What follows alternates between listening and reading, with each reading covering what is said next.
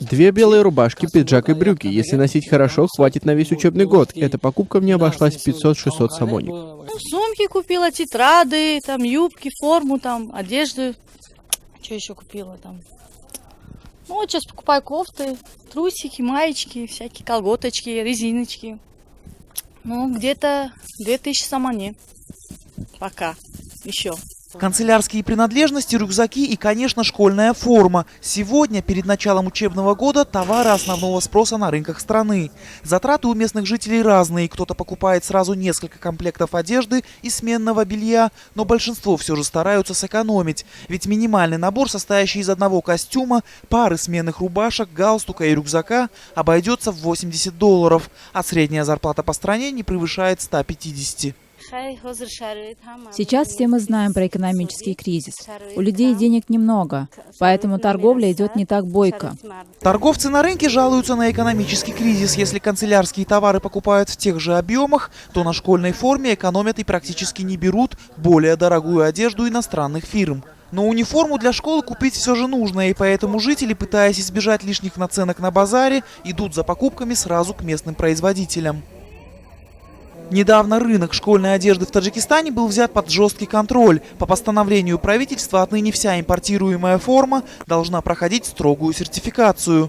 Власти говорят, что таким образом они хотят защитить не только здоровье детей, но и интересы местных производителей. Сертификация вынуждает торговцев на рынке закупать более дорогую и качественную продукцию, чем моментально воспользовались местные производители, заняв большую часть привычного рынка.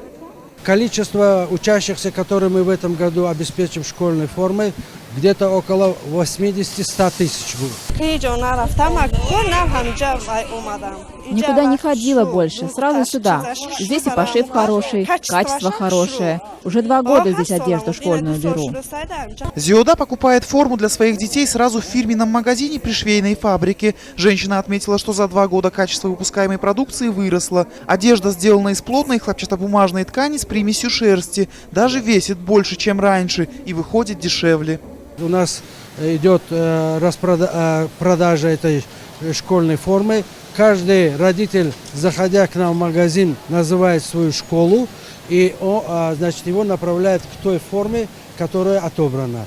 Жесткие меры, принятые правительством, привели к тому, что десятки школ заключают прямые договоры с фабрикой. В этом есть свои плюсы. Каждое учебное заведение может выбрать свой дизайн формы. Но родители в этом случае должны покупать одежду в обязательном порядке. Производители утверждают, что именно опт позволил удешевить стоимость продукции.